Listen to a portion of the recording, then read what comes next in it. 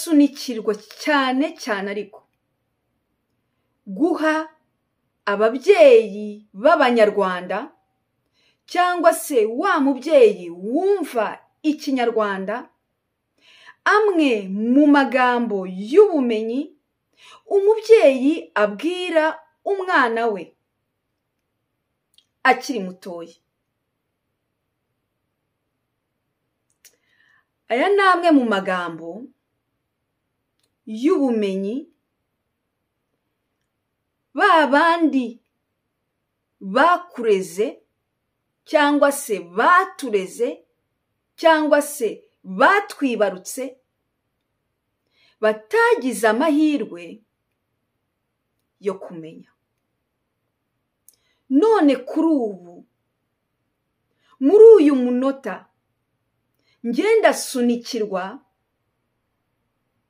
kuguha ubumenyi ku buryo wowe nk'umubyeyi ubasha gukura ikidakwiye ntikizakurikirane generasiyo yawe yose izagukurikira. Ni wowe wo gufungura umutima ugafata ibirezona kuri wowe, noneho ukagenda ureba muri situwasiyo iyi n'iyi, ndakoresha iki ngiki numvishije, ndagerageza gukoresha iki ngiki numvishije. Kandi ndagushimira we mubyeyi ubutwari bwawe n'uburyo ukoreramo n'imbaraga ushyira mu kurera abana bawe. Kuguha aya magambo si ukugira ngo bize bituma wishinja, ahubwo ni ukugira ngo bize bikubaka kandi bitume nawe bwite ubasha kwisobanukirwa.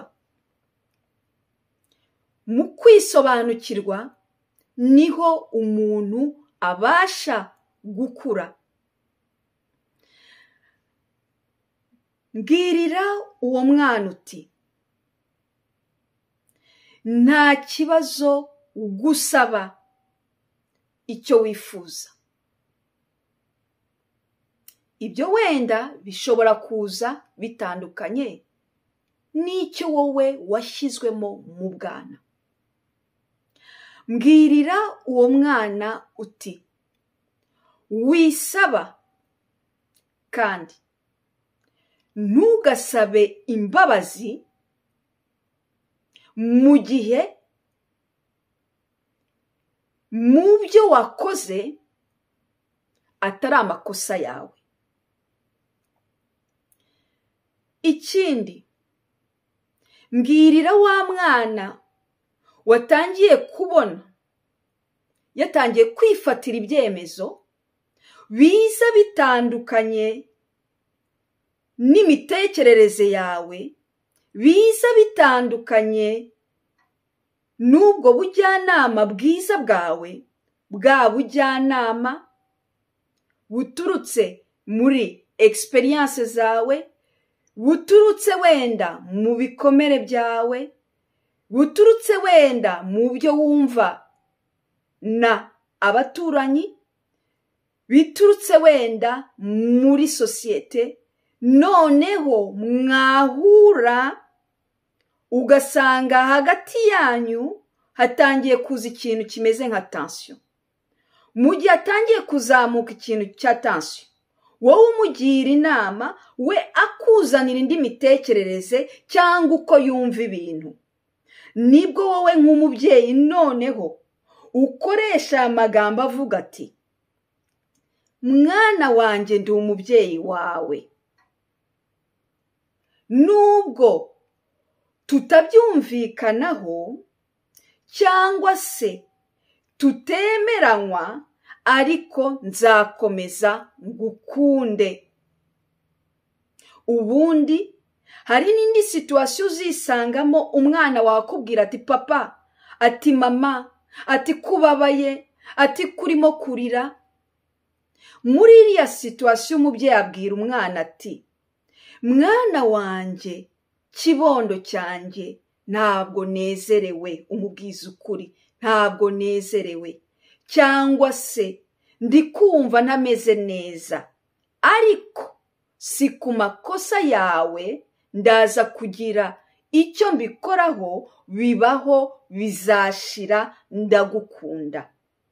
Muri ubu buryo mubyeyi mwiza, icya mbere kumubwira yuko atari amakosa ye bituma umwana atishyiraho amakosa, kuko abana bakiri batoya iyo utababwiye ko atari amakosa yabo, ubwonko bubakorera indi mitekerereze ituma bishyiraho amakosa, noneho bakaba babana ahubwo bajya kugira gute kunezeza bagenzi babo.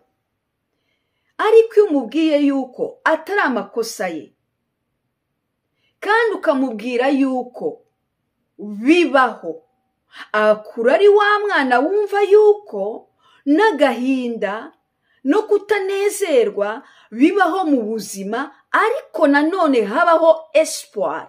Espoir ni iki? Espoir ni ya birashira cyangwa se bizashira, ku buryo akura ari wa muntu wumva yuko umuntu ashobora kunezerwa, umuntu ashobora kurira, ariko ibintu bibaho mu buzima kandi ibintu birashira, kandi ayo makosa asaye, kandi nubwo papa na mama barimo kurira cyangwa batamerewe neza, bumva batameze neza mu mubiri, ariko bakomeza kumukunda.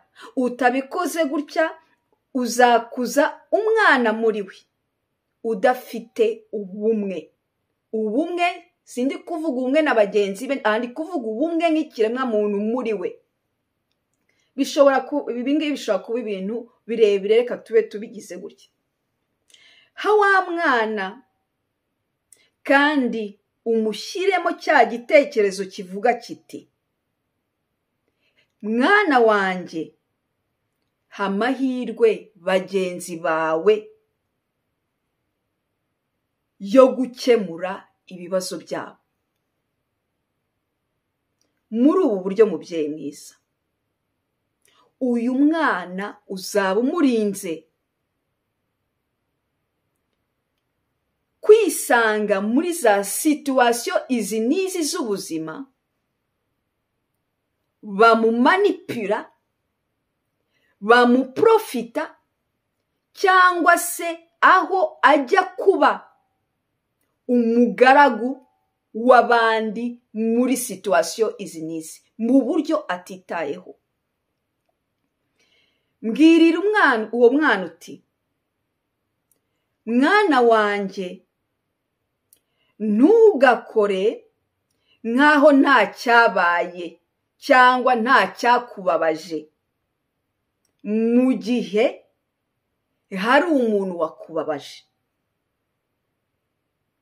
Aha naho hari ibi byinshi uzaba umurinze, simbyinjiramo cyane.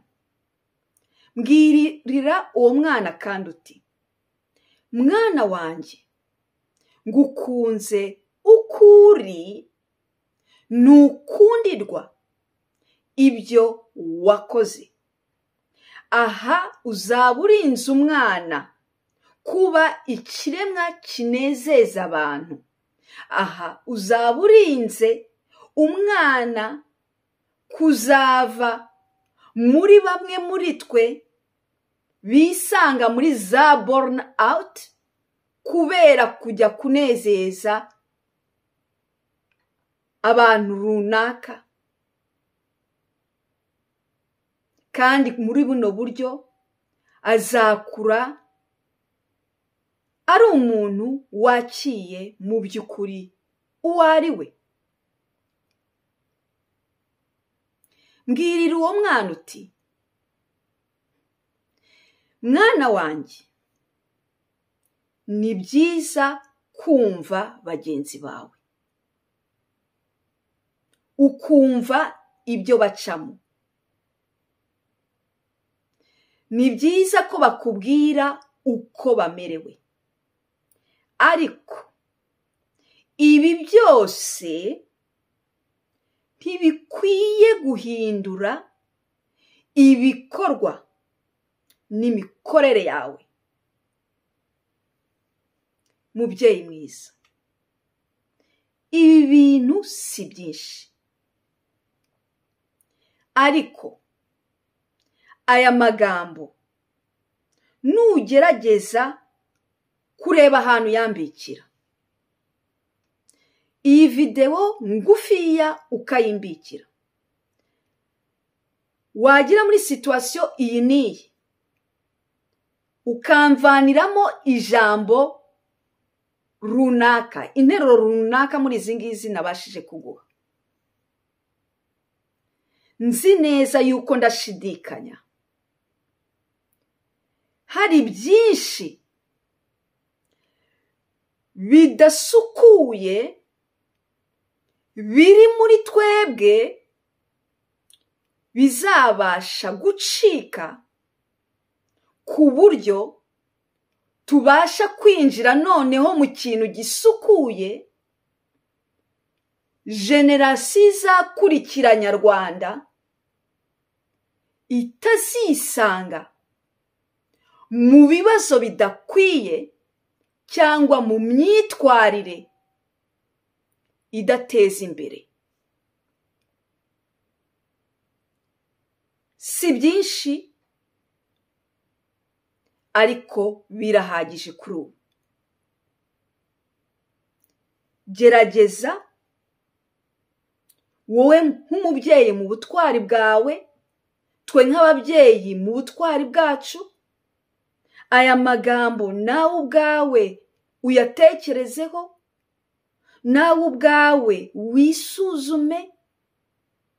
Hari byinshi nzi neza yuko, mpamya neza yuko bizamuka muri wowe, ubasha kubona, ukabasha nawe kugenda uhindura gahoro gahoro ibitagifite umumaro, ku buryo nawe wirema, ukongera ukirema mu bundi buryo bwiza bukunogeye kandi buguteza imbere muri domene zitandukanye zo mu buzima bwawe bwose. N'ayo magambo rero nari mfite ku mutima, ndanezerewe yuko mbashije kuyasohora mu gihe nyacyo kandi mu gihe gitoya rwose nari mfite. Ndabakunda cyane rero, kandi ndabashimira mwe mwese muza kureba kino kiganiro. Hari aho bituvana n'aho bitujyana, musangirize ba bagenzi bacu, mugire umunsi mwiza cyane. Ndabakunda, muri ab'agaciro. Mu minsi iri imbere muragenda mubona gahoro gahoro n'ibindi biganiro nk'uko shobojwe. Murakoze cyane, mugire umunsi mwiza.